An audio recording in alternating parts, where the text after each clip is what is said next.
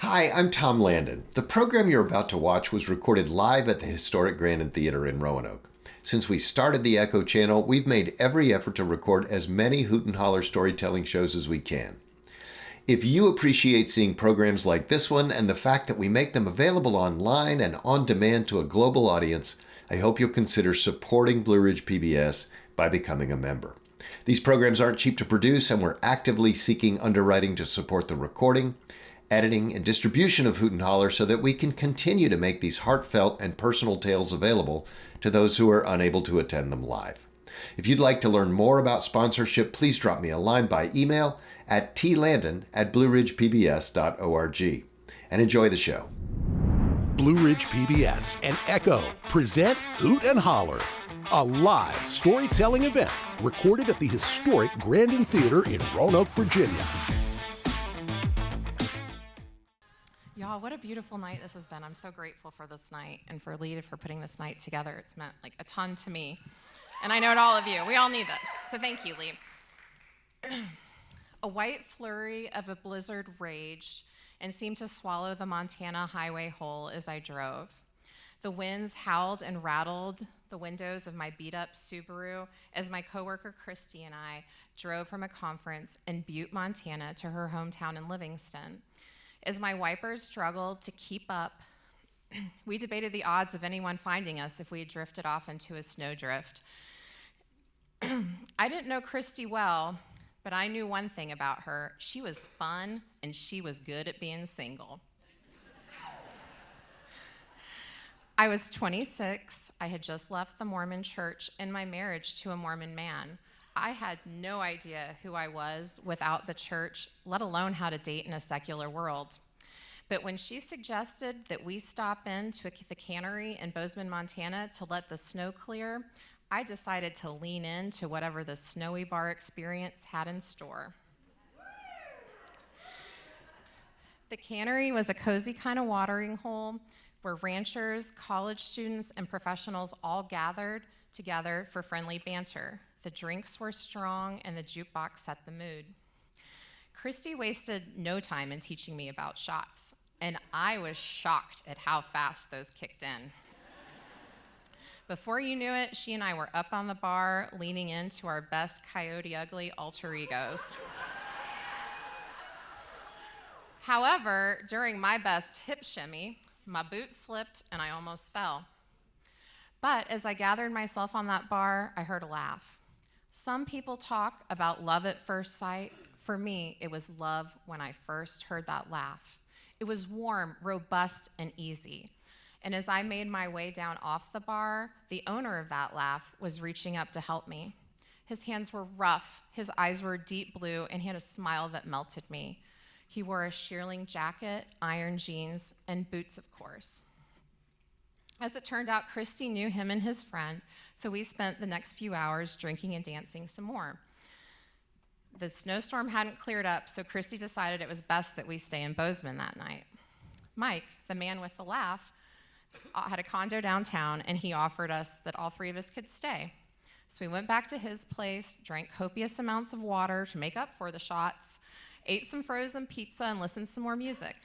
When it came time to go to bed, his friend Jim took the couch, my friend Christy took the guest room, and Mike offered to sleep on the floor so that I could have his bed.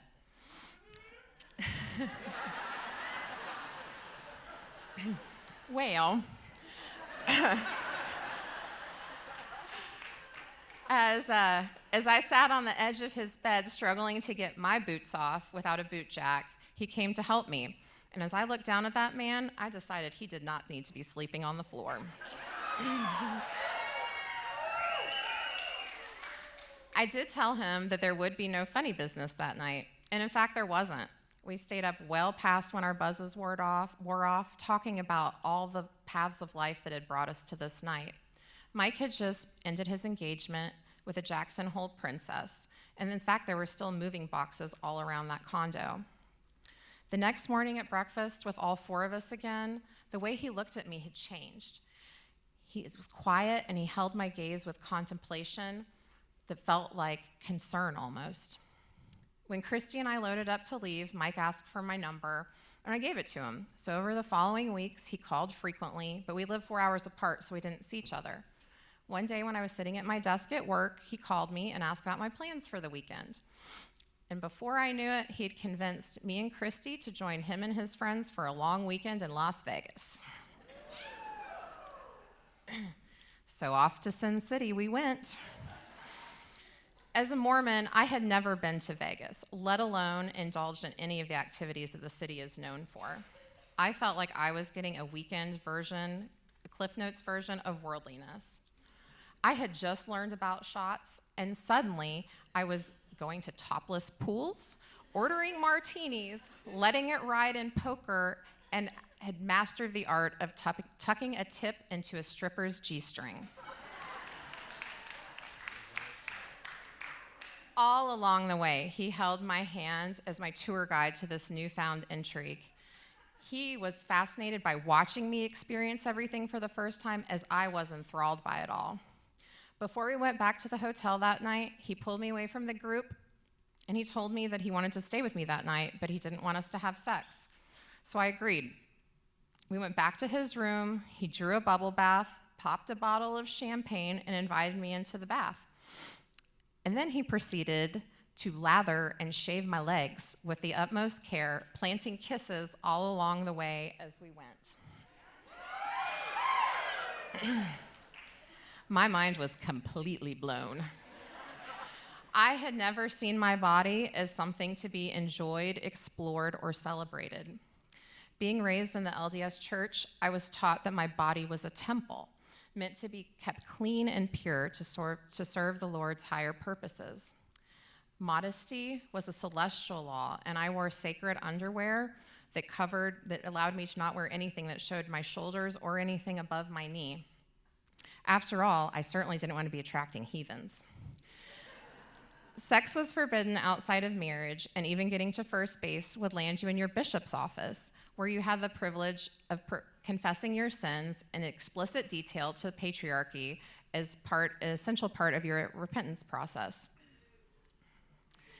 I followed these rules and felt proud when I married a returned missionary in that Cinderella, Washington, D.C. temple a few weeks before I turned 19. After marriage, sex took on a very different role. My body's higher calling was to bear many shiny, happy Mormon babies, and that was our plan. But things didn't go as we had hoped.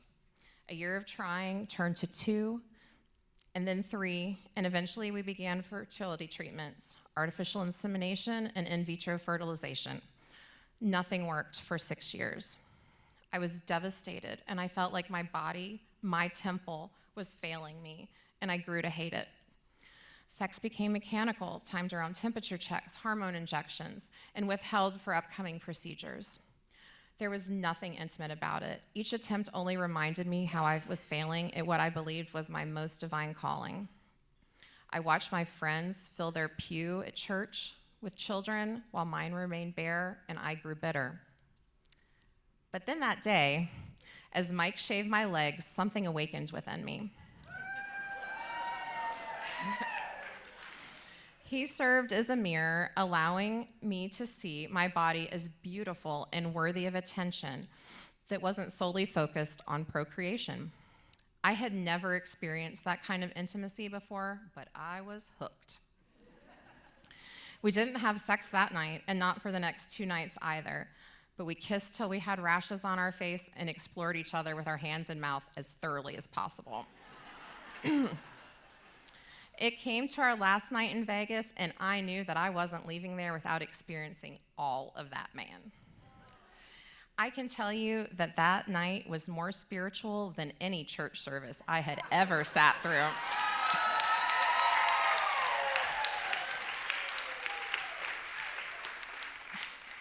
And it took me to a place in heaven that was reserved for only the most holy of saints. I would have stayed there in that hotel room with that man for at least another week before I needed or wanted anything else. But I went back to Great Falls, and he went back to Bozeman. And during the following weeks, we saw each other as often as we could, driving feverishly just to any place we could possibly get our bodies together. Once the gates were open, I wanted to know everything. toys, ropes, lingerie, positions, oh my. And he was happy to show me all the ways that my body could experience pleasure. We had confessed our love despite the fast timeline, and I couldn't even imagine my life without that man or his hands on my body. A few magical months flew by, and then one day I received a call from Mike. When I answered, I could immediately tell something was off. He choked up, and he told me he needed to discuss something difficult.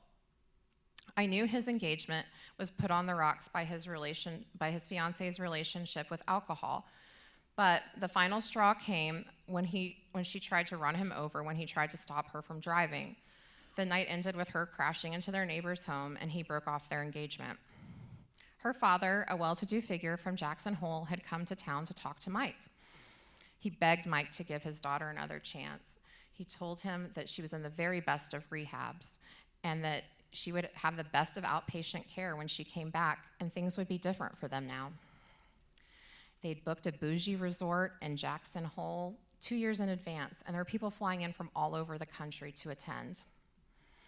Mike told me that he couldn't let these people down and that he was going to go through with the wedding that very weekend. He confessed that the trip to Vegas was his bachelor party, a fact that he nor his friends had told Christy or myself. I was devastated. I felt like the immediate loss of contact with him was like I'd lost an appendage. I would wake up in physical pain, longing for him and how I felt when I was with him. On the days leading up to the wedding, I held my breath, thinking he must surely change his mind. But when the pictures of the reception started to roll in on his groomsman's Facebook page, I knew it was over. And just like that, my cowboy was gone.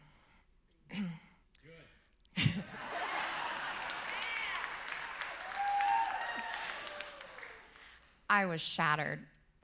But that year, as the snow thawed and I gathered all the bits and pieces of me back together, I realized something. He was lost, but I was found.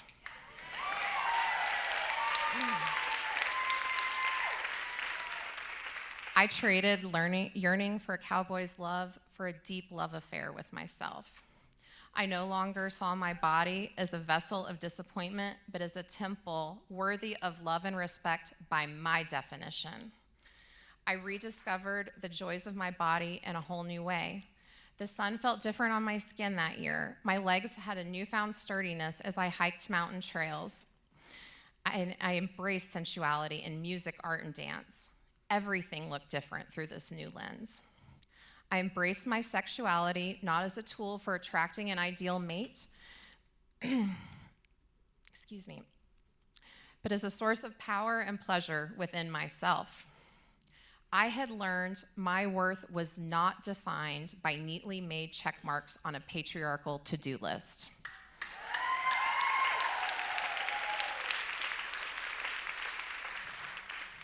I was defined by the vibrant, joyful life that I was creating for myself every day. I will forever be grateful to that man for introducing me to the spice of life, but I know that it is my magic to sprinkle on all of my days. Thank you.